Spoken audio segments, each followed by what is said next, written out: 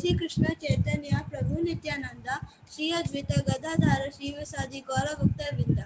Hare Krishna Krishna Krishna Hare Hare, Hare Ram Ram Ram Hare Hare. Hare Krishna, thank you so much Shiven for माताजी। Very nice कीर्तन है ना, बहुत बढ़िया कीर्तन था ना। ओके तो सो वेलकम एवरीवन। सो कौन बताएगा कि हमने लास्ट टाइम कौन कौन से एपिसोड्स देखे और हमने क्या देखा? ये तो बता सकती हूँ like what was that in short form, but ये नहीं, मुझे पक्का याद नहीं है कि क्या था। शायद 13 और 14 एपिसोड देखे थे माता जी की अभय चरण जी प्रभुपाद के जहाँ पे पूरा होता था उनके पास आ गए थे। उन्होंने एक ट्रेन पे थे, उन्होंने अपना वो जो सोच रहे थे कहीं और जाने के लिए, फिर उन्होंने सोचा कि कहीं वहाँ पे ही जाते, और फिर वो प्रभुपाद जी के क्लासेस वगैरह अटेंड करने लग गए और कृष्णा भक्ति में आगे बढ़ने लग गए। Yes, very nice. तो प्रभुपाद कहीं और जा रहे होते हैं और वो रास्ते में मथुरा की तरफ चले जाते हैं जहाँ शिला भक्ति सिद्धांत सरस्वती ठाकुर आते हैं और वो उनकी क्लास अटेंड करते हैं। यस, सो उन्नति इज सेइंग 18 एंड 19। यस, हमने 18 और 19 एपिसोड देखा जिसमें कि जैसे शिवेन ने भी बताया कि शिला प्रभुपाद अपनी बिजनेस ट्रिप्स और फैमिली के बीच में अपनी भक्ति स्टार्ट करते हैं, है ना। तो वो अपनी इच्छा जताते हैं कि वो बहुत सारे पैसे कमा के चैतन्य महाप्रभु के मिशन को और आगे बढ़ाएं। तो उन्हें एक ऑफिशियल ट्रिप के लिए सहारनपुर जाना होता है। तो वो उस टाइम शिला भक्ति सिद्धांत सरस्वती ठाकुर भी वहां पे होते हैं एंड वो उनसे मिलते हैं। तो फिर हमने देखा कि और सबसे पहले तो वो सहारनपुर जाते हैं और वो अपना रूटीन जो उनका होता है वो वैसे का वैसे फॉलो करते हैं। जो हमने देखा था ना, होटल के मैनेजर्स और बाकी सब भी एकदम हैरान हो जाते हैं, सुबह सुबह उठ के ठंडे पानी से नहा रहे हैं और वही रूटीन फॉलो कर रहे हैं। सो वो वैसे ही फॉलो करते हैं। उसके बाद हमने देखा कि शिला प्रभुपाद का जो बेटा होता है वो पंखे में उंगली देने की कोशिश करता है। तो अब क्या करते हैं प्रभुपाद की उंगली तो उसको देने देते हैं, पर वो पंखा बंद कर देते हैं। तो बंद करके फिर उसको बोलते हैं कि हाँ अब दे लो उंगली। तो प्रभुपाद उनको एग्जाम्पल देते हैं कि ऐसे 3 तरह के लोग होते हैं। एक तो जो सुन के समझ जाते हैं कि नहीं हाँ यहाँ पे खतरा है। दूसरे वो लोग जो कि देखने से सीखते हैं कि हाँ आगे कोई बंदा मेरे आगे गया, उसको उस खतरे का सामना करना पड़ा, अब वो गिरेगा, इसका मतलब मैं भी वहां जाऊंगा तो मैं भी गिरूंगा, या मैं भी उंगली डालूंगा तो मुझे भी लगेगी। और तीसरे टाइप के होते हैं जो खुद एक्सपीरियंस करते हैं कि जब उनके चोट लगेगी तभी उनको अकल आएगी कि नहीं, यहाँ पंखे में उंगली देने से उंगली कट सकती है। तो फिर हमने देखा कि प्रभुपाद को बहुत हाई इनकम की जॉब मिलने लगती है, बट वो एकदम से मना कर देते हैं क्योंकि वो अपनी साधना को ज़्यादा प्रेफरेंस देते हैं और अपनी साधना को प्रोसीड करना चाहते हैं। फिर हमने देखा कि प्रभुपाद भगवत गीता क्लास लेते हैं टेम्पल में, और वहाँ शिला भक्ति सिद्धांत सरस्वती ठाकुर भी ब्रज मंडल में अपनी परिक्रमा करने के लिए आते हैं। और तब शिला प्रभुपाद मिलते हैं शिला भक्ति सिद्धांत सरस्वती ठाकुर जी से और अपनी इच्छा प्रकट करते हैं कि नहीं, मुझे भी इनिशिएशन चाहिए, प्लीज गिव मी इनिशिएशन। तो शिला भक्ति सिद्धांत सरस्वती ठाकुर एग्री कर जाते हैं इनिशिएशन के लिए, और वो उन्हें कहते हैं कि मैं नेक्स्ट टाइम जब भी होगा तो मैं तुम्हें अपने इनिशिएशन दूंगा। और वो अपनी इच्छा प्रकट करते हैं कि वो चाहते हैं शिला प्रभुपाद चैतन्य महाप्रभु के मिशन को और आगे बढ़ाएं। एंड देन प्रभुपाद घर आके अपनी वाइफ से डिस्कस करते हैं कि नहीं, इनिशिएशन लेनी है तो आप भी मेरे साथ लो, बट उनकी वाइफ मना कर देते हैं। और एंड में और फिर शिला भक्ति सिद्धांत सरस्वती ठाकुर प्रभुपाद को इनिशिएशन देते हैं और उनका न्यू नेम होता है, कौन बताएगा कि नया नाम कौन सा होता है? प्रभुपाद। वर्णिका, मिहिका, यस मिहिका बताओ। ओके, तो नाम होता है अभय चरणा रविंदम। ये उनका इनिशिएटेड नेम होता है। और फिर एंड में हम देखते हैं कि प्रभुपाद अपनी फैमिली को सरप्राइज देते हैं बहुत सुंदर सी गाड़ी खरीद के। तो अब देखते हैं हम आगे।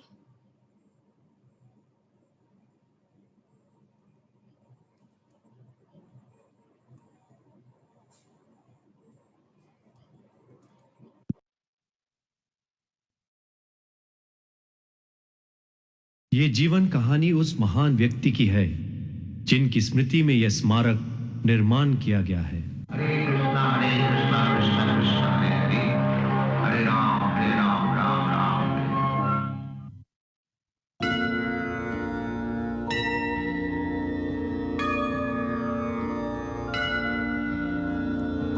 संसार दावा नलनी हलोका प्राणाय कारुण्यं घन घनात्वं संसार दावा नलनी हलोका प्राणाय कारुण्यं घन घनात्वं प्राप्तस्य कल्याणं गुणनवस्य वन्दे गुरो श्री चरणारविन्दं वन्दे गुरो श्री चरणारविन्दं वन्दे गुरो श्री चरणारविन्दं वन्दे गुरो श्री चरणारविन्दं। पिछले भाग में हमने देखा सरस्वती ठाकुर द्वारा अभय की दीक्षा एवं भगवत संदेश प्रचार का निर्देश। अब आगे। सज्जनों, आज की शाम ये जो श्रद्धांजलि का आयोजन आचार्य देव के लिए हुआ है वो केवल हमारे ही पंथ तक सीमित नहीं है, क्योंकि जब हम गुरुदेव अथवा आचार्य देव के मूलभूत विचारों के संदर्भ में बोलते हैं तो वो केवल पंथ तक सीमित न होकर संपूर्ण विश्व के लिए लागू होते हैं। आपकी ओर से अथवा किसी अन्य की ओर से मेरे गुरु के संबंध में भेदभाव करने का कोई प्रश्न ही नहीं उठता। केवल एक ही गुरु है जो असीम रूप में दृश्यमान होता है, जिससे आप, मैं और सभी शिक्षा ग्रहण करते हैं। आप सभी जन खुश हों इस खुशी के दिन, स्वर्ग से अधिक प्रिय से प्रिय, जब उनका हुआ पुरी दर्शन पवित्र स्थान परमेश्वर और मेरे गुरु श्री प्रभुपाद जी, ओ मेरे गुरु, मेरे उत्साही देवदूत, आपकी ज्योति से हमें प्रकाशित कीजिए, आपकी ज्योति जागृत कीजिए मानव जाति के अस्तित्व के लिए संघर्ष करने वाले एकमात्र आशा श्री प्रभुपाद जी। बच्चों, ये वृंदावन है, धार्मिक स्थानों में सर्वश्रेष्ठ, स्वर्ग लोक का वो भौतिक रूप जिसे तुम स्वयं देख रहे हो। लेकिन बाबा, आपने मुझे कहा था कि ये धरती पारस पत्थर से बनी और यहाँ के सारे वृक्ष कल्प वृक्ष हैं तथा सभी गायें सुरभि हैं। हाँ बाबा बाबा देखो मोर। हाँ, वो श्री कृष्ण को बहुत प्यारे होते हैं, इसीलिए श्री कृष्ण अपने शीश पर मोर के पंख धारण करते हैं। सभी वृक्ष कल्प वृक्ष होते हैं? हाँ। बाबा, क्या मैं इनसे कुछ मांगू तो ये वृक्ष मेरी इच्छा पूर्ण करेंगे? हाँ, लेकिन केवल कृष्ण भक्ति मांगो। ये गोवर्धन पहाड़ी है, हमें इसे आदरांजलि देनी चाहिए। तांगे वाला, जरा रुकिए।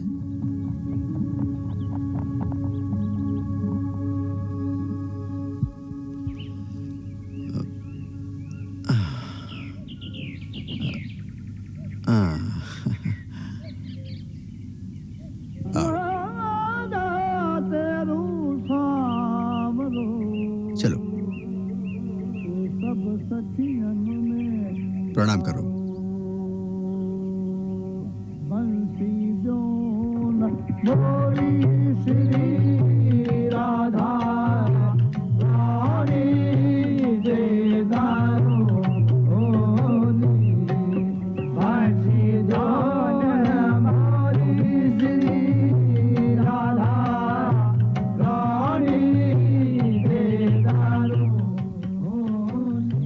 राधा कुंड पर उनका इकट्ठा होना और हमारा राधा कुंड पर इकट्ठा होना, उसमें बहुत अंतर है। श्रील प्रभुपाद जी, क्या अंतर है? साधारणतः लोग श्री कृष्ण को पूजते हैं क्योंकि वह परम योगेश्वर ऐसा एक व्यक्तित्व है, परंतु हम सब पूजा करते हैं श्रीमती राधा रानी की। हम कृष्ण को चाहते हैं क्योंकि राधा रानी उनसे प्रेम करती है। अभय,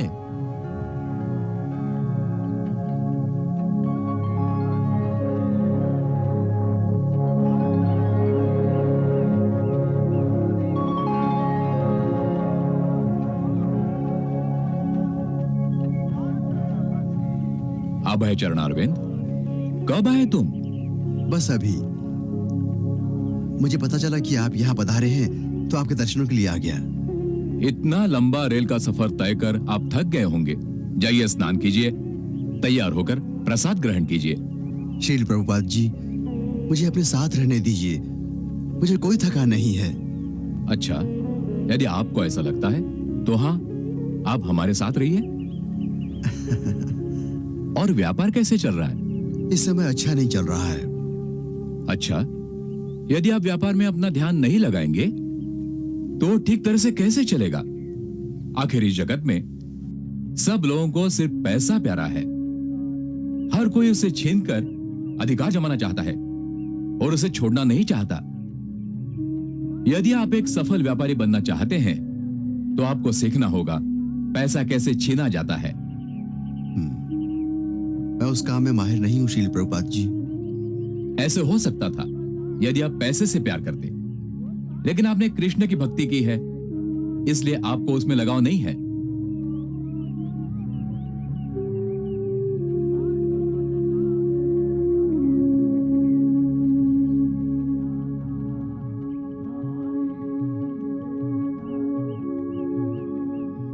आप भीतर आइए, मुझे कुछ कहना है। इनके बच्चों की देखभाल करो और उन्हें कुछ प्रसाद दो। जी हाँ प्रभुपाद जी।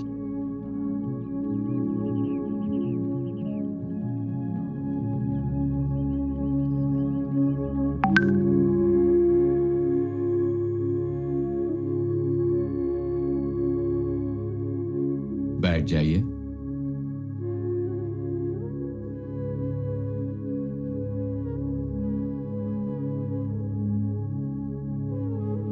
श्री चैतन्य महाप्रभु चाहते हैं कि संपूर्ण जगत को श्री कृष्ण भक्ति से आलोकित कर दें। जगत पिता ब्रह्मा का एक दिन, जो कलयुग कहलाता है, और इस कलयुग में जहां सभी लोग अपने पतन के मार्ग पर चल रहे हैं, ऐसे काल में उचित समय देखकर स्वर्ग से भगवान श्री कृष्ण राधा रानी को स्वर्गीय खजाना देने आते हैं, जो इस युग में सुनना या जानना किसी को बिल्कुल संभव नहीं है। वे सर्वेश्वर है, सर्वोच्च स्थान है। स्वर्गीय ज्ञान वे उसे ही देते हैं जिसे वे देना चाहते हैं। वे ही जगत नियंता है, इसलिए विश्व का निर्माण भी उनके द्वारा हुआ है। लेकिन भक्तों द्वारा कृष्ण का संदेश प्रसार करना चाहते हैं, क्योंकि उसका श्रेय स्वयं न लेकर अपने भक्तों को देना चाहते हैं। कृष्ण भक्ति के प्रचार की योजना श्री चैतन्य महाप्रभु ने बनाई थी। श्री भक्ति विनोद ठाकुर के कारण उजागर हुई थी। वे चाहते थे कि यह प्रचार मेरे सहयोग से हो, लेकिन मैं अपना अधिक योगदान न दे सका। क्यों स्वामी जी, आपने कितना कुछ पाया है। आपकी ही आस्था के कारण श्री चैतन्य महाप्रभु का संदेश संपूर्ण भारत में फैला है। इस देश में आपने 64 देवालयों की स्थापना की है। आपके ही अथक प्रयास से हजारों लोगों ने कृष्ण भक्ति को अपनाया है। लेकिन मेरा यह कार्य सागर के समक्ष एक क्षुद्र बूंद के समान है। श्री चैतन्य महाप्रभु की कृष्ण भक्ति की गंगा संपूर्ण जगत के हर शहर, हर गांव में पहुंचनी चाहिए। मैं अब यहां और नहीं ठहर सकता। मैं इस प्रचार कार्य के भविष्य के लिए बहुत चिंतित हूं। जिस दिन मैं जाऊंगा, मठ में अशांति हो जाएगी। श्री प्रभुपाद जी, कृपया आप ऐसा ना कहें। हम तो ये चाहते हैं कि आप हमारे साथ अधिक से अधिक समय बिताएं। अभय चरण, इस भौतिक संसार में हमेशा रहने के लिए कोई नहीं आया है। आज नहीं तो कल सभी को इसे त्यागना है, और इस धरती पर का मेरे अस्तित्व का अंत समीप आ गया है। इसलिए यह प्रचार कार्य को आपको ही आगे बढ़ाना है। श्री प्रभुपाद जी, कृपया मुझे बताइए कि मैं प्रचार कार्य के लिए क्या कर सकता हूं। श्री चैतन्य महाप्रभु का संदेश जगत के प्रत्येक शहर और प्रत्येक गांव में पहुंचा दो। नाम, यश और पद के प्रलोभन में न भटको। दूसरों के लाभ के लिए कृष्ण भक्ति को साधारण रूप से हमेशा हमेशा फैला दो। अपने पवित्र नाम के साथ वे सर्वेश्वर श्री कृष्ण इस युग में प्रकट हुए हैं, इसे हमेशा याद रखो और सबको याद दिलाओ। इसलिए सर्वस्वी रूप से उसी पवित्र नाम पर निर्भर रहो और हर एक को उसी नाम जाप के लिए प्रेरित करो। हाँ स्वामी जी, आपकी आज्ञा ही मेरा जीवन है, सर्वस्व है। किताबें लिखो और उन्हें वितरित करो। दर्शन का प्रचार करने के लिए किताबें ही सबसे प्रभावी मार्ग है। जब भी तुम्हें पैसे मिले, किताबें मुद्रित करो, किताबें छापो। लंदन के निवासियों ने अभी अभी एक अनूठा और आश्चर्यजनक शो लंदन में वेम्बली सभागृह में दिखा है, जहां पर सम्मोहन शास्त्री चार्ल्स टोनस ने दर्शकों में से ही आगे आए हुए व्यक्तियों पर सम्मोहन कर करिश्मा कर दिखाया। 16 वर्ष की लूसी मकरंस का उदाहरण बड़ा ही अचंभित कर देने वाला है। Close your eyes. Focus on the pendulum. Pay attention to my voice. You are now becoming sleepy. Your eyelids are becoming heavy. You are now in a deep sleep. Lucy, I want you to try to remember your past. I want you to go back to your childhood. Back even beyond your birth. Where are you? What do you see? Tell me, who are you? My name is Laura Jones.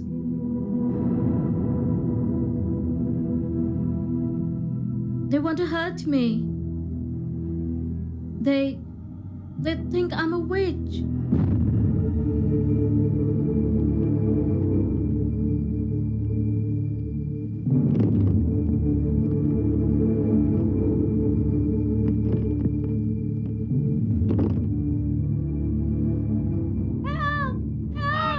Somebody help me! Help!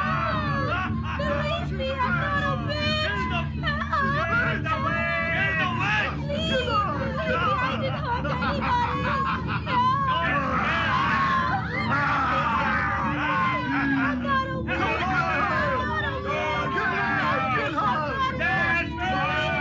I'm not a witch! I'm not a witch! Don't hurt me! Please, stop it! Don't! I'm not a witch! Believe me! I'm not a witch! No! Don't burn me! No! Don't burn me! No! I didn't hurt anybody! No! Help me! No! Please help me! Somebody please! No! Stop it! No! Please stop it! Help me! Please stop it! I'm not a witch! I didn't hurt anybody! Believe me! Stop it! Stop it! Don't burn me! No! Can't you see? I'm just a person! Stop it! उसकी स्थिति देखकर श्री टॉरंस उसे जल्दी से वर्तमान में लेकर आते हैं। हाँ, ये अच्छी बात है कि पाश्चात्य लोग भी अब पुनर्जन्म में विश्वास करने लगे हैं। पुनर्जन्म का वास्तविक अर्थ क्या होता है अभय बाबू? पुनर्जन्म का शाब्दिक अर्थ है लौटना। शरीर मृत होता है लेकिन आत्मा लौट आती है। अभय बाबू, आप भूतों में विश्वास करते हैं? हाँ, वो होते हैं। मैं एक घर जानता हूँ जो भुताहा है। कहाँ? फौजी बाग के पास। किसी अंग्रेज का वो बड़ा ही अच्छा मकान है, लेकिन उसमें इन दिनों कोई नहीं रहता क्योंकि वो भुताहा है। ओह, वास्तव में मैं एक मकान खोज ही रहा था। वास्तव में जो ज्ञान ग्रहणक्षम है जो आपने सिद्ध किया, सार्वत्रिक आपदाओं में आपके विशेष कार्य से हमें जीवन मिला, नूतन और आह्लाददायी। पूजा करते हैं हम आपके चरणों की श्री स्वामी प्रभुपाद जी। क्या आप नहीं आए थे जब आपने कहा था, जब आपने हमें दिया था श्री कृष्ण का संदेश? आपकी वाणी कितनी प्रभावशाली थी। यह आपका अधिकार है, ये शक्ति आप में ही है जो मुझे ऐसी पामर पतित की रक्षा करे। स्वामी श्री प्रभुपाद जी, सेवा भावना की राह आपने हमें दिखलाई जो हमको लगी परम आनंददायी। जैसे होते हैं प्रातः के ओसकण, आप वही पुरातन हैं, परंतु नए वस्त्रों में क्या लीला है। हे महामहिम श्रील प्रभुपाद जी। बहुत अच्छे, बहुत अच्छे। भक्ति सुधाकर, इसे द हार्मोनिस्ट के अगले संस्करण में छाप दो।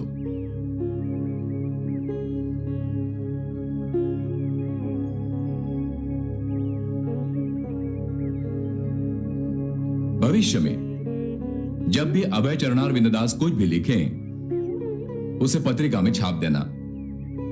शील प्रभुपाद, ये बहुत ही उत्तम होगा। वैसे भी हमेशा पत्रिका के लिए अच्छा विषय मिलना कठिन होता है, और ऐसा ज्ञानी मनुष्य हमेशा लिखे, ये हमारे लिए वरदान ही सिद्ध होगा। हाँ, आप उन्हें लिखें और कहें कि मैं हमारी पत्रिका के लिए उनका नियमित सहभाग चाहता हूं। हाँ शील प्रभुपाद जी। हमें ऐसा प्रयत्न करना चाहिए कि श्री कृष्ण की अनुभूति सभी को हो, चाहे किसी भी राह से। हम जो भी करें वो सर्वोत्तम हो। हमारे जो ग्रंथ हैं वो भारतीय दर्शन के वाहन हैं। इस विश्व के लिए हमारे पास महत्वपूर्ण संदेश हैं और यह हमारा कर्तव्य है कि हम उन्हें वो अच्छे ढंग से बताएं। श्रील प्रभुपाद जी, आपके विचारों को फैलाने के लिए आपने हमें तैयार किया है। अब ये जिम्मेदारी हम पर है कि आपके विचारों को जगत में फैलाएं। हाँ, जो शिष्य गुरु से प्राप्त ज्ञान को केवल अपने पास न रखकर उसका प्रचार करता है वही धर्म को प्राप्त करता है। ऐसा शिष्य ही अपने गुरु के स्वप्न को पूर्ण करता है। अभय चरण देर से जरूर आए हैं,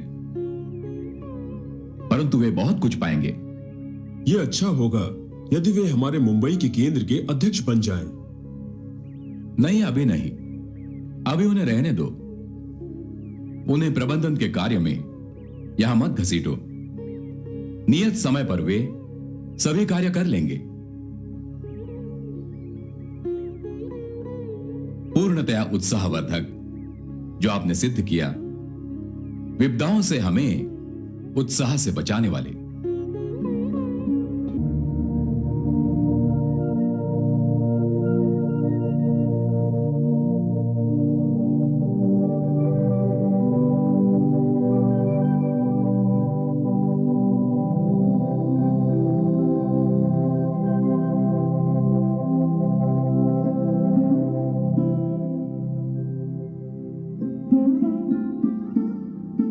मैंने सुना है वो मकान भूता है। हो सकता है।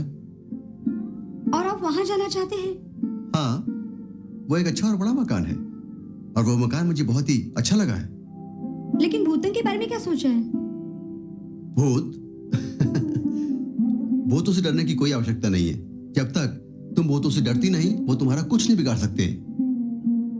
डरू नहीं, मैं अभी से ही डर रही हूँ। मैं उस जगह नहीं जाऊंगी। मैं नहीं डरती, मैं आपके साथ चलूंगी बाबा। मुझे भूत देखना है, मैंने भूत कभी नहीं देखे। सुलक्षणा एक बहादुर लड़की है, वो भूतों से नहीं डरती। मैं भूतों से क्यों डरूं? आप ही ने कहा कि वास्तव में भूत हमसे डरते हैं। सुलक्षणा, तुम जरा चुप रहो। जब बड़े बात कर रहे हो तो बच्चों को चुप बैठना चाहिए। जाओ यहाँ से।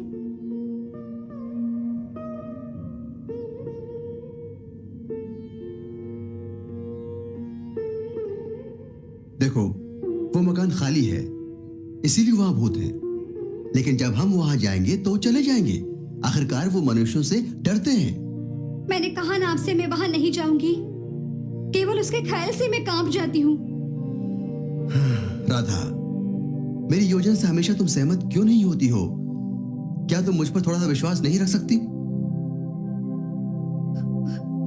आप हमेशा हमसे ऐसा ही व्यवहार करते हैं, हमारा ख्याल नहीं करते।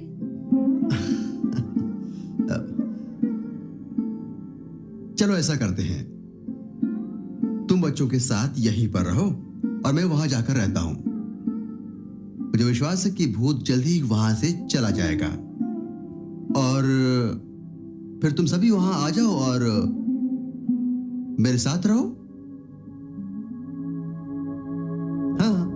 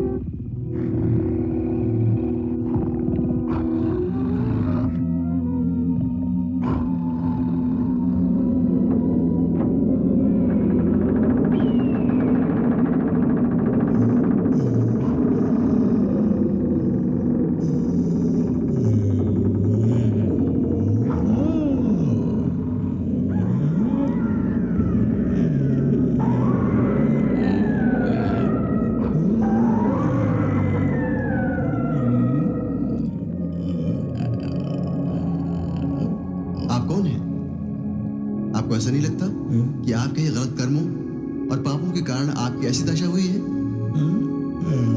आपको मिला हुआ मानव देह माता प्रकृति का विशेष उपहार है,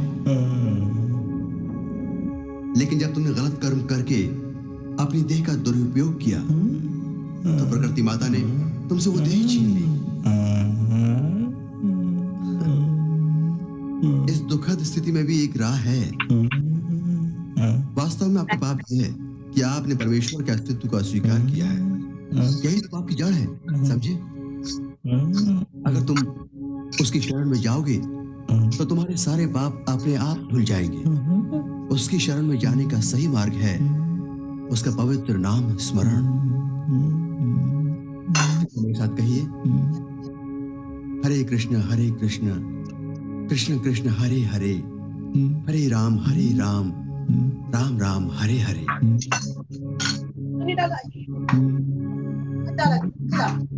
क्या बोल नहीं सकते?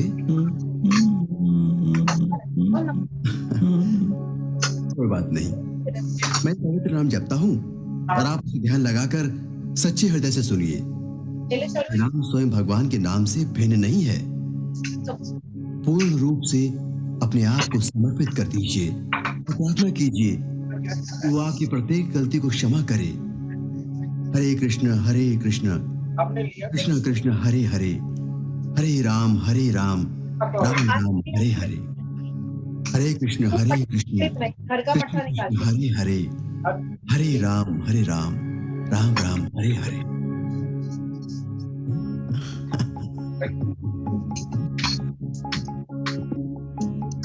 मैं आपका अत्यंत आभारी हूं। मेरा प्रणाम स्वीकार करो।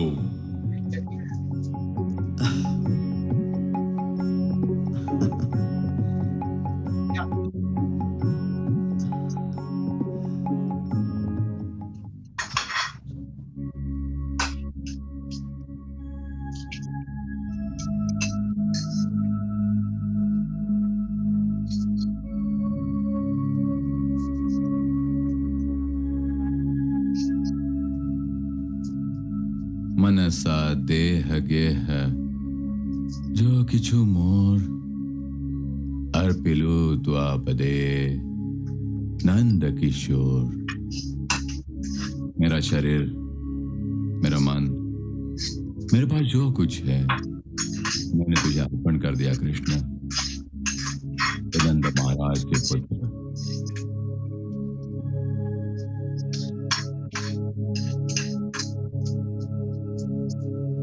इस धरती से विदा लेने का मेरा समय आ गया। जैसा कि मैं हमेशा कहता हूं, तुम्हारा सारा जीवन चैतन्य महाप्रभु के प्रचार कार्य में समर्पित कर दो। अच्छा समय जल्द ही आने वाला है। बहुत जल्द ही सारा संसार कृष्ण प्रेम से आलोकित होने वाला है। इसलिए इस अवसर का लाभ उठाकर उनके प्रचार कार्य में अपने आप को समर्पित कर दो। अपने आप को संगठित करो, सत्य का दामन कभी न छोड़ो। एकत्र होकर एकता से रहकर, बिना किसी भय से, बिना संकोच से श्री रूप गोस्वामी और श्री रघुनाथ दास गोस्वामी इनके विचार लोगों तक पहुंचाओ। मेरे शिष्यगणों, श्री चैतन्य महाप्रभु के विचारों को बिना किसी भय से संपूर्ण समाज को बताने में पूर्णतया समर्पित हो जाओ।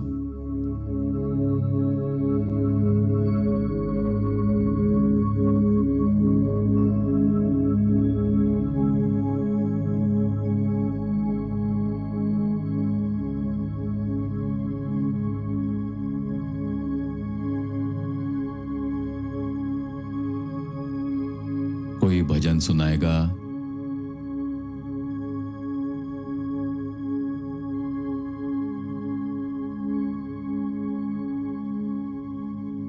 श्री रूप मंजरी पद, সেই মোর সম্পদ। শ্রী রূপ মঞ্জরি পদ, সেই মোর সম্পদ। শ্রী রূপ মঞ্জরি পদ, সেই মোর সম্পদ। শ্রী রূপ মঞ্জরি পদ, সেই মোর সম্পদ।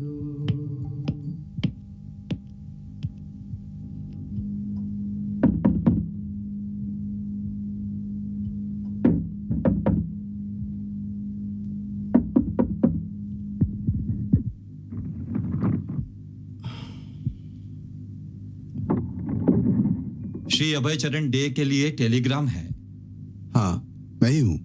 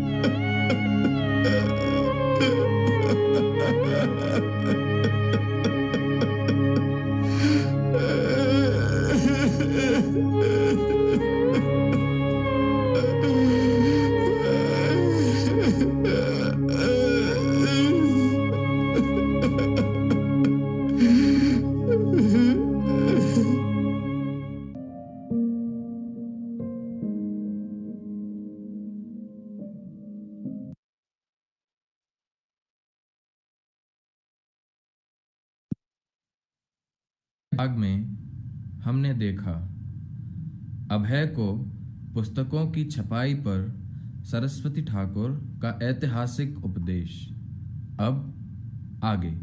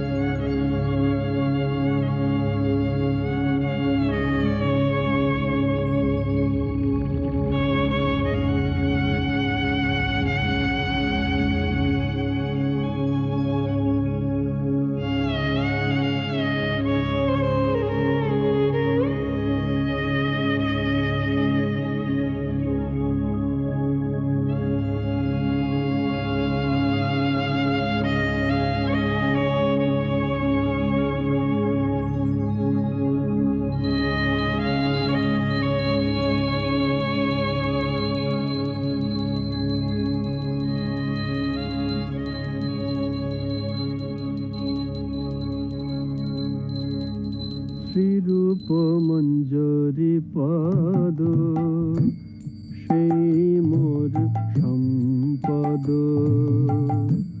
শ্রীরূপ মঞ্জরি পদ সেই মোর সম্পদ শ্রীরূপ মঞ্জরি পদ সেই মোর সম্পদ।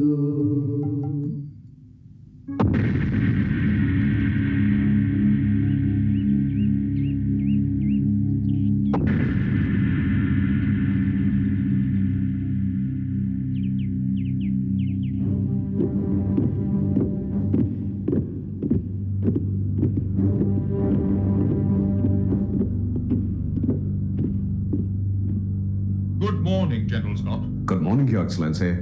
Cecil? Good morning. Please be seated, gentlemen.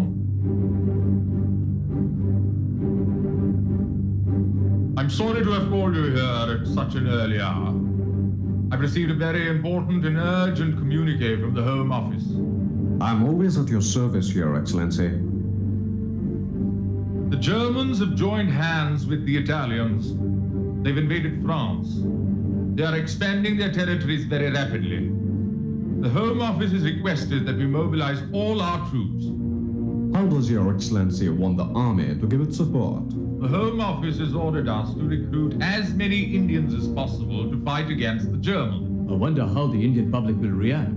I can imagine there'll be quite an uproar. Put it here and go.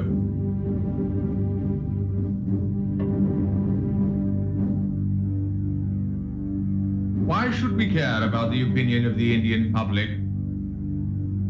After all, we are the rulers of this country, are we not? If someone joins our national army, surely we have the right to send him wherever we like, wherever we choose. Gentlemen. Yes, that's true. We're not recruiting them and paying them just to sit around doing nothing.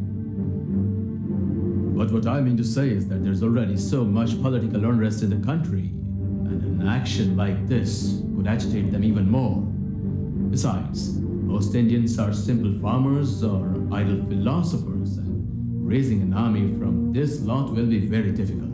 With all due respect, sir, some Indians actually make very fine soldiers, especially the Sikhs and the Gurkhas. Maybe. But our experience is that even if we give all kinds of facilities, still people don't join the army.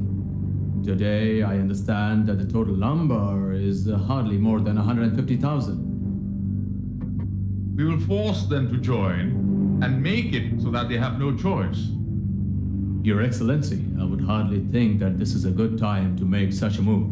All over the country, this Mahatma Gandhi is getting tremendous support for the non-violence movement. A move like this could easily disturb the public.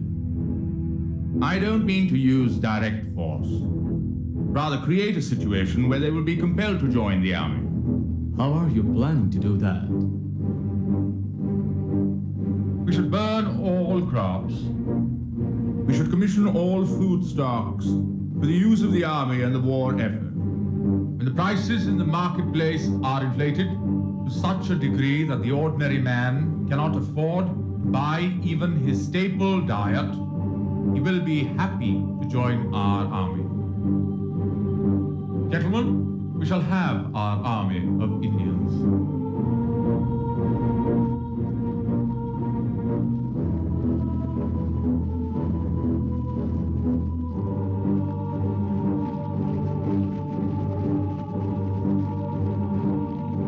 दुनिया के हर कोने के लोग युद्ध के अभिशाप से मुक्त होने के लिए प्रयत्नशील रहते हैं।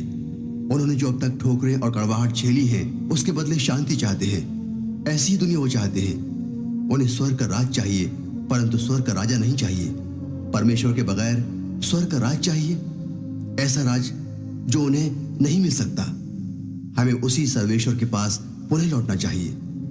भविष्य में हमें ऐसी योजना बनानी चाहिए जिससे विभिन्न देशों में शांति प्रस्थापित हो सके, जो हमारे देश की सामाजिक सुरक्षा के लिए उचित भी है। यदि हम इसे नजरअंदाज कर देंगे तो ये सारे विचार धरे के धरे रह जाएंगे। हमें पुनः परमेश्वर की शरण में जाना चाहिए। Back to godhead. शांति की स्थापना आज के प्रत्येक देश की मुख्य आवश्यकता है।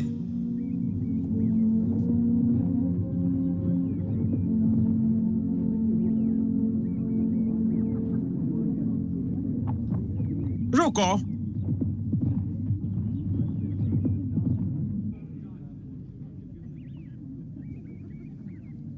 हेलो, आप तो कल मिले थे ना? कल जो मैंने आपसे पत्रिका ली थी उसे मैंने पढ़ा। दुनिया की स्थिति के बारे में मैं आपके विचारों से बहुत प्रभावित हूँ। बहुत बहुत धन्यवाद, मुझे सुनकर बहुत अच्छा लगा। परंतु इसे आप क्या करने वाले हैं? मैं भगवान में विश्वास नहीं रखता, परंतु आपका विचार अच्छा लगा जिसमें आपने कहा है कि स्वार्थी वृत्ति ने इंसान को अत्याचारी और घमंडी बना दिया है। आदमी ने भगवान को दिल से निकाल दिया है, इसीलिए वो हो गया है स्वार्थी और लालची। हाँ, मैं सहमत हूँ। ईश्वर में विश्वास रखने से इंसान निस्वार्थी और दयालु बनता है। इंडिया इसका एक प्रमाण है।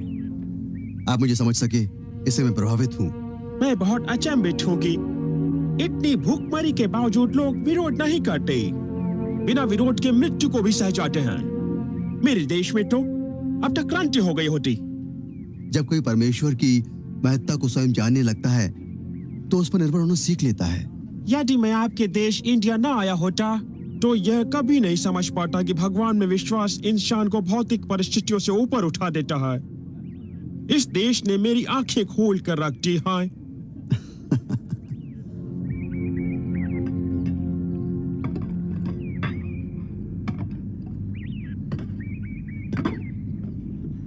चाची जी, मुझे दीजिए, मैं उठा लेता हूँ। नहीं ठीक है, ज्यादा भारी नहीं है। आपका कार्यक्रम कैसा रहा? ओह, बहुत ही बढ़िया। बहुत लोग वहां आए थे। चाचा जी ने बड़ा ही अच्छा व्याख्यान दिया और लोगों ने पसंद भी किया। एक आदमी बहुत ही बोल रहा था, लेकिन चाचा जी ने उसे भी हराया। बड़ा मजा आया। हाँ, और कार्यक्रम के अंत में गोविंद ने मधुर कीर्तन गाया और प्रयाग ने मृदंग बजाया। अरे वाह। श्रीधर महाराज कहाँ हैं? महाराज ऊपर हैं। जाओ हाथ मुंह धो लो, प्रसाद तैयार है। हाँ माँ, मुझे बहुत भूख लगी है। क्या ख्याल है गोविंद? हाँ, मैं भी।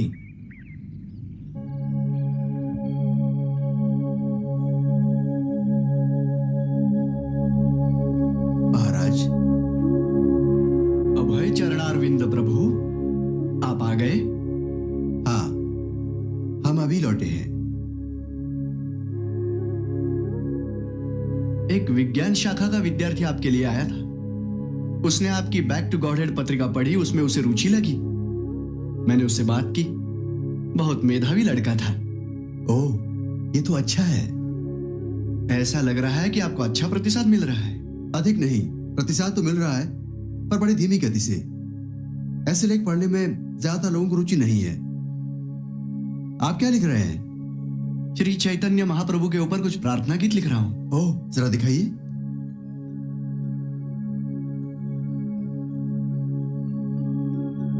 देव सिद्ध मुक्त युक्त भक्त वृंद वंदितम पाप ताप दावदह दग्ध दुख खंडितम। वाह, ये तो बहुत अच्छी है। क्या सुंदर प्रार्थना है।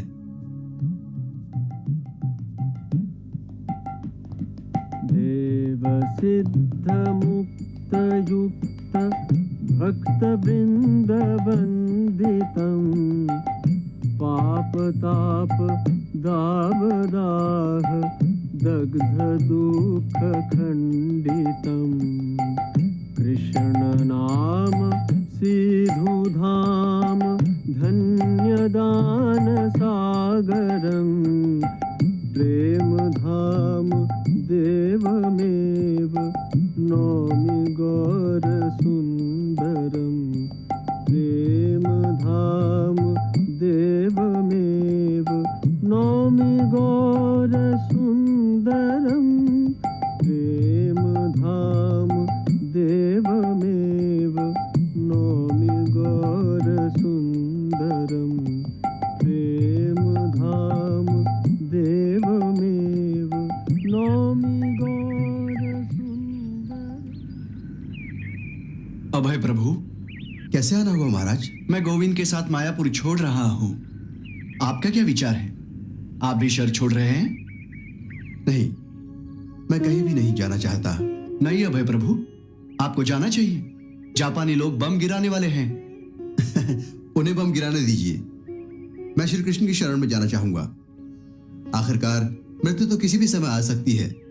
मेरा काम श्री कृष्ण पर निर्भर करता है। मैं उसी नाम का जाप करूंगा। वही पवित्र नाम स्मरण मेरी रक्षा करेगा। यदि मैं उस परमेश्वर का नाम स्मरण करते करते मर भी गया तो भी उसके पास ही जाऊंगा। इसलिए हर तरह से मुझे तो लाभ होना ही होना है। अभय प्रभु, आप सच कह रहे हैं। हाँ, हमें सुरक्षा के लिए भौतिक सहारा क्यों चाहिए? वास्तविक सच्चा सहारा तो श्री कृष्ण के पदम पद हैं। मैं भी आपके साथ रहूंगा। ये तो बहुत ही अच्छा होगा महाराज। अब हम सड़कों पर जाकर हरि नाम का संकीर्तन करेंगे। चलिए चलते हैं।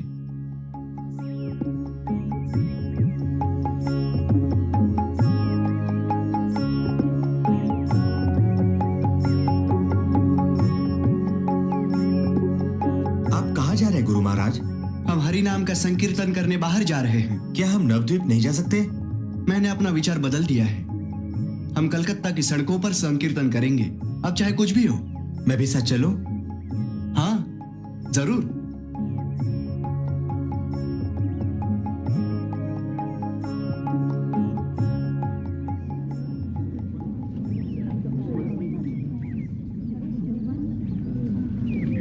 वे सभी मौत के डर से भागे जा रहे हैं।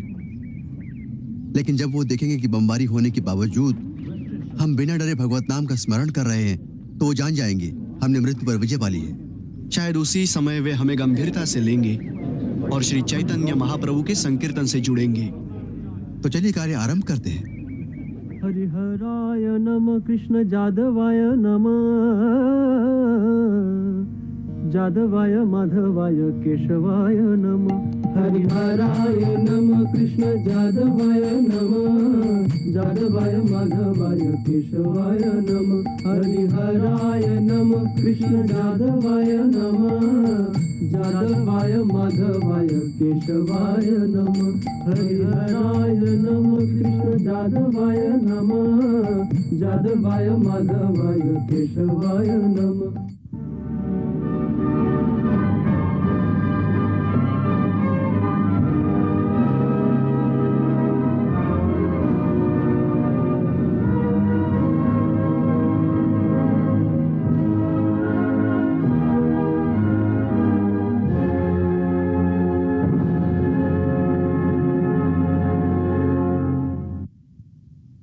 आज का समाचार देखिए, 10,000 से भी ज्यादा लोग नोआखाली के दंगों में मारे गए। हाँ, जब हिंदू पूर्वी बंगाल छोड़कर जा रहे थे तो मुसलमानों ने रेलगाड़ी रुकवाई, ब्रिज पर सभी यात्रियों को मार गिराया और उनके शव नदी में फेंक दिए। क्या यही आजादी है? क्या ऐसी ही आजादी हम चाहते थे? मेरे चारों भाइयों का परिवार और कई रिश्तेदार बंगाल के उसी भाग में रहते हैं। पता नहीं वे आज जिंदा भी हैं या नहीं। ओह, मुझे सुनकर बहुत दुख हुआ। बहुत से लोग पूर्व बंगाल छोड़कर यहां आ रहे हैं। हो सकता है कि उनमें तुम्हारे रिश्तेदार भी हो। कितना दुखदाई। इतने साल आजादी प्राप्त करने के लिए किए हुए संघर्ष का एहसान। क्या आपको यह सब कैसा लगता है अभय बाबू? देखो, इन सारी तकलीफों का एक ही कारण है, श्री कृष्ण को भूल जाना। इसलिए बगैर श्री कृष्ण की शरण में जाए हम यदि अपनी समस्याओं का समाधान करने का प्रयत्न करेंगे तो उससे हमें दुख ही प्राप्त होगा। उन लोगों का संघर्ष बहुत कठिन था जो आजादी के लिए लड़े। उन्होंने सोचा था इस संघर्ष के बाद मिलने वाली आजादी देश के लिए शांति और बहुत बहुत उन्नति लेकर आएगी। उन लोगों को यह बिल्कुल अंदाजा नहीं था कि भारत माता के पुत्र एक दूसरे के दुश्मन हो जाएंगे। परंतु आप देश का क्या भविष्य देखते हैं अभय बाबू? अस्तु, मैं चारों तरफ दुखी देख रहा हूं। अपने आप को सत्ता में बनाए रखने के लिए ये नेता लोग भोली भाली जनता को हमेशा बेवकूफ बनाते रहते हैं। अपने छोटे मोटे लाभ के लिए ये लोग अपने देश को शत्रु के हाथ बेचते हैं। जिन लोगों के मन में देश के प्रति कोई ईमानदारी नहीं, ऐसे लोग भोली जनता के मतों के बल पर बड़े बड़े नेता बन जाते हैं। तो फिर आप ऐसे लोगों से कैसे उम्मीद रख सकते हैं, बताइए? इसलिए इससे भी बुरी स्थिति के लिए तैयार रहिए। इस आजादी ने केवल मुसीबतें और समस्याएं बढ़ाई हैं। इस देश में शांति और उन्नति तभी आएगी जब नेता आस्तिक बनेंगे और भगवान पर विश्वास रखेंगे। परंतु हमारे नेता महात्मा गांधी तो आस्तिक ही हैं। वो एक सज्जन व्यक्ति हैं, लेकिन वास्तविक रूप से वे आस्तिक नहीं हैं। उन्होंने आस्तिक होने का प्रदर्शन तो किया, लेकिन उतना काफी नहीं है। जब तक वो ये नहीं जानते कि भगवान कौन है, तो वो आस्तिक कैसे कहला सकते हैं? मैंने आपसे साक्षात्कार के लिए अनुरोध किया था, परंतु आपके व्यस्त सचिवों के पास जवाब देने का समय नहीं है। एक शुभचिंतक के नाते मैं आपसे कहता कि राजनीति से जल्द से जल्द हट जाए, यदि आप अपमानजनक मृत्यु नहीं चाहते। जब तक आप राजनीति से संन्यास नहीं लेते और पूरी तरह से भगवत गीता का प्रचार नहीं करते, जो हर महात्मा का कर्तव्य है, आपको अपमानजनक मृत्यु झेलनी ही होगी।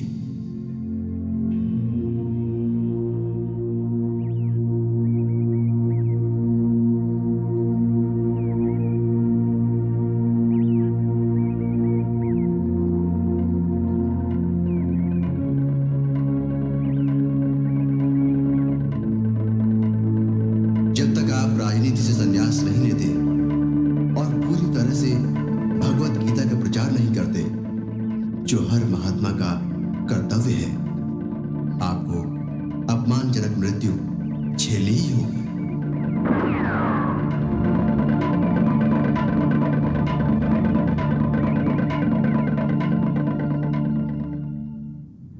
अभय बाबू, आप एक औषधि वितरक हैं, फिर भी अधिक से अधिक समय आप भगवान और आध्यात्मिक विषयों पर बोलते हैं।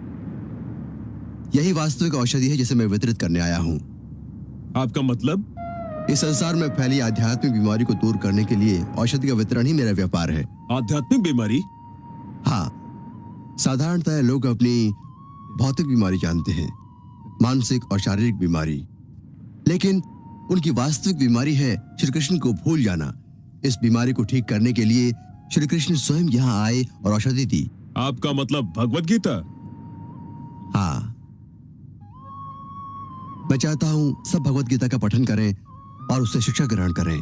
परंतु अभय बाबू, भारत में आमतौर पर भगवत गीता की महत्ता को सभी जानते हैं, और मैं जब युवा था तो मैं भी प्रतिदिन पढ़ता था। हो सकता है आपने पढ़ी हो, लेकिन सही मायने में क्या आपने समझा कि भगवत गीता का सार क्या है? सही मायने में तो कुछ नहीं समझा। मैं बस उसे एक संस्कार के रूप में पढ़ता था, परंतु मैंने उसके सही अर्थ को समझने की कभी कोशिश नहीं की। इसीलिए हमें भगवत गीता वैसे ही सीखनी चाहिए जैसे श्री कृष्ण ने उसे समझाई और अर्जुन ने उसे समझी। इसीलिए मैं अपने गीता के अनुवाद को भगवत गीता की तरह ही कहता हूँ। आपका अनुवाद? हाँ, मैंने भगवत गीता का अनुवाद अंग्रेजी में किया है अपनी टिप्पणियों के साथ।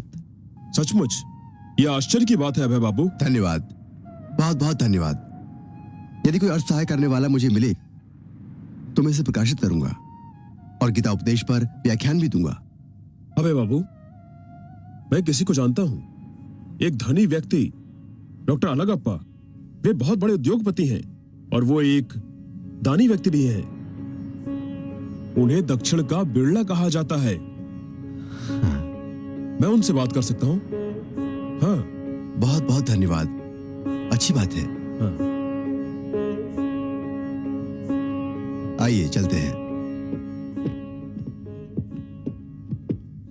नमस्ते, good morning mister Alagappa. Good morning mister Muthuswamy, आइए, यहाँ आइए, यहाँ बैठिए। Thank you.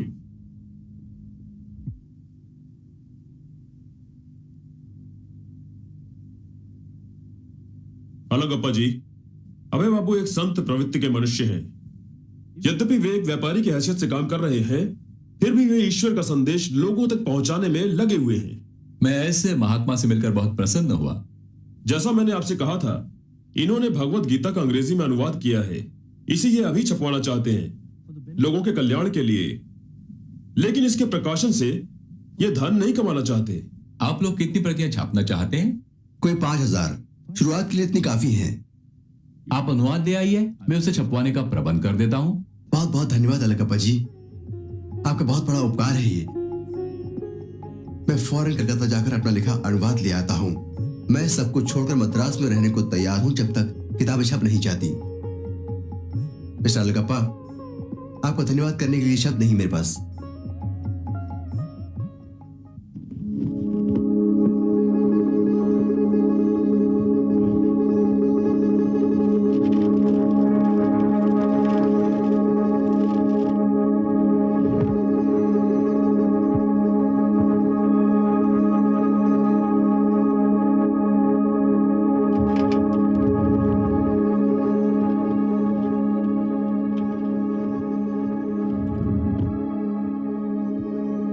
क्या तुमने मेरी भगवत गीता के अनुवाद को देखा है?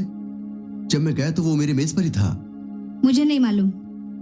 तुम्हें नहीं मालूम? नहीं। क्या कोई इस कमरे में आया था और कुछ ले गया हो? मैंने कहा ना मुझे नहीं मालूम।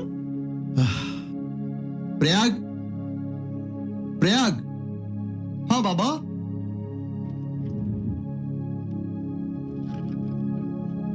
आपने मुझे बुलाया? हाँ। मेरा भगवत गीता का अनुवाद कहाँ है? वो यही मेज पर था जब मैं यहां से गया। तुमने देखा उसे? नहीं बाबा। ये क्या हो रहा है?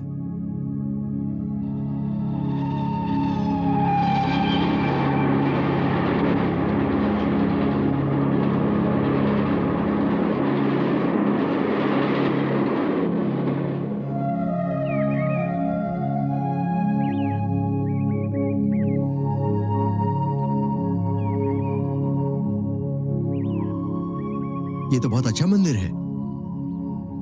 हम उसे भारती भवन कहते हैं। चलो एक नजर से देखते हैं।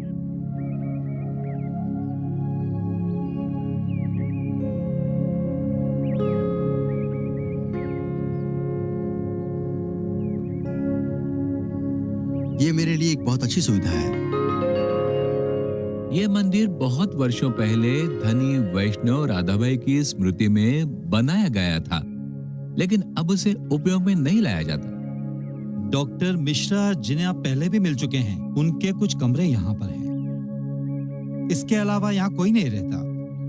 डॉक्टर मिश्रा कहाँ रहते हैं? यहाँ पर।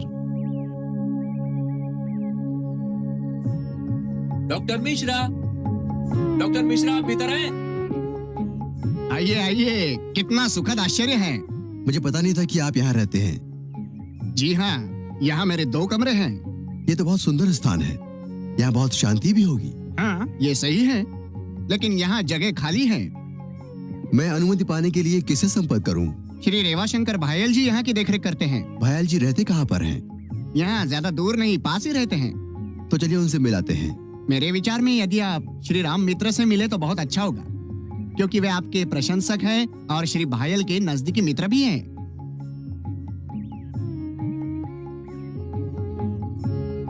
श्रीमान भयाल, श्रीमान भयाल।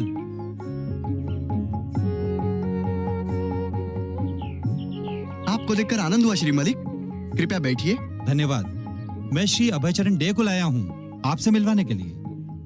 जी श्रीमान डे, राम मित्र जी ने बताया था कि आपकी भारती भुवन में आश्रम स्थापित करने की इच्छा है। जी। अभय बाबू ज्ञानी व्यक्ति हैं और श्री कृष्ण को समर्पित कर चुके हैं। झांसी के कई जाने माने लोग इनके आध्यात्मिक ज्ञान की सराहना करने लगे हैं। यदि इन्हें आश्रम प्रस्थापित करने की अनुमति मिलेगी तो सारी झांसी लाभान्वित होगी। आजकल वो जगह शायद ही उपयोग में आती है और ये एक अच्छा कार्य भी है। तो श्रीमान डे यहाँ आश्रम स्थापित कर सकते हैं। क्या उन्हें कोई किराया देना होगा? नहीं, ये सब धर्मार्थ दिया जा रहा है। बहुत बहुत धन्यवाद भायल जी, बहुत बहुत धन्यवाद। श्री चैतन्य महाप्रभु का संदेश उचित रीति से पूरे विश्व में फैलाने के लिए हमें एक संगठन की आवश्यकता है। हम उसे भक्त संगठन कहेंगे और भारती भवन उसका प्रधान कार्यालय होगा। भले ही ये हमारी छोटी सी शुरुआत है, परंतु एक दिन यह विश्व भर में फैल जाएगी। श्री चैतन्य महाप्रभु ने पहले ही भविष्यवाणी की थी और उनके शब्द कभी व्यर्थ नहीं जाएंगे।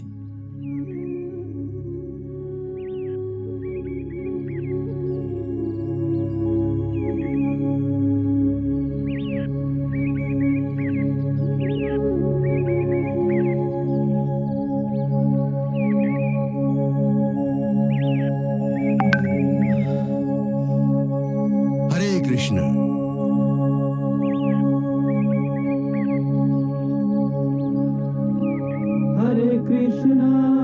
Hare Krishna, Krishna Krishna, Hare Hare, Hare Rama,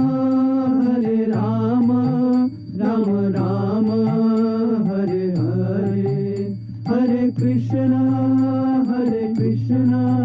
Krishna Krishna, Hare Hare, Hare Rama, Rama Rama, Hare Hare। Sanjeev, तुम यहाँ हो? जी, मैं श्रीमान डे से मिलने आया था। वो तो मंदिर में रहेंगे। आओ, मैं तुम्हें ले चलता हूँ। जी।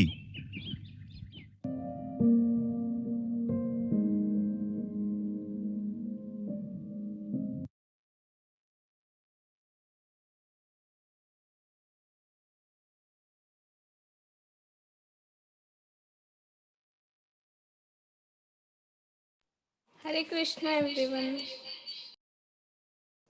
हरे कृष्णा माता जी।